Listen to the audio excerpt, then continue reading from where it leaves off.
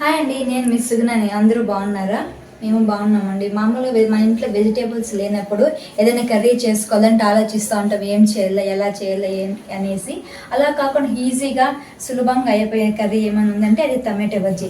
అది ఎలా చేద్దామో చూద్దాం రండి ఈరోజు మనం ముందుగా స్టవ్ మీద పెనం అనేది పెట్టుకోవాలండి. మామూలుగా ఆయిల్ అనేది వేసుకోవాలి. ఆయిల్ వేసుకున్న తర్వాత ఆవాలు అనేది ప్రతి కర్రీ లేక్ అనేది మనం కంపల్సరీగా వేస్తాము. ఆవాలు వేసుకొని అవి చిటిపట్టు అంటాయి కదండి, ఆ టైంలో మనము ముందుగా కట్ చేసి పెట్టుకుంటాం కదా ఎర్రగడ్డ, పచ్చిమిరపకాయలు, కరివేపాకు అనేది వేసుకోవాలా. నేను 3 ఒకేసారి వేసుకున్నానండి. మామూలుగా అయితే మీరు కావాలంటే ఒక్కొక్కసారి వేసుకోవచ్చు, అది మీ కంఫర్ట్ అండి. అది నేనైతే 3 ఒకేసారి వేసుకుని దాన్ని బాగా ఫ్రై చేసుకున్నాను. లో ఫ్లేమ్లో పెట్టి మాత్రమే ఫ్రై చేసుకుంటున్నాను నేను. అవి కొద్దిగా ఫ్రై అయిన తర్వాత తెల్లగడ్డలు అనేది ముందుగా దంచి పెట్టుకున్నాను నేను.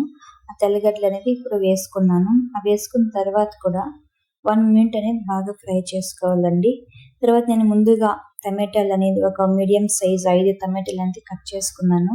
ఆ కట్ చేసుకున్న టమాటాలని ఇప్పుడు దాంట్లో వేసుకొని దాన్ని అనేది ఫ్రై చేసుకుంటూ ఉన్నాను.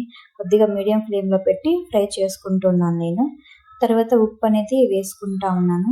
ఉప్పు వేసుకున్నాను.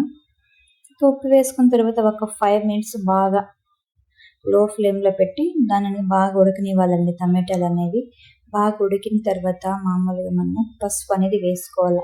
పసుపు, ధనియాల పొడి, కారం పొడి 3 వేసుకొని లో ఫ్లేమ్లో పెట్టి బాగా వేయించుకోవాలండి. ఇది చాలా ఈజీ అండి ఈ కర్రీ చేయడానికి. చాలా టేస్ట్ ఉంటుంది, చాలా త్వరగా కూడా అయిపోతుంది కర్రీ అనేది. మామూలుగా చిన్నపిల్లలకి బాక్సులు కానీ, పెద్దవాళ్ళకి ఆఫీస్కి వెళ్ళే వాళ్ళకి లంచ్ బాక్స్కి కానీ ఇది కర్రీ అనేది చాలా బాగుంటుంది.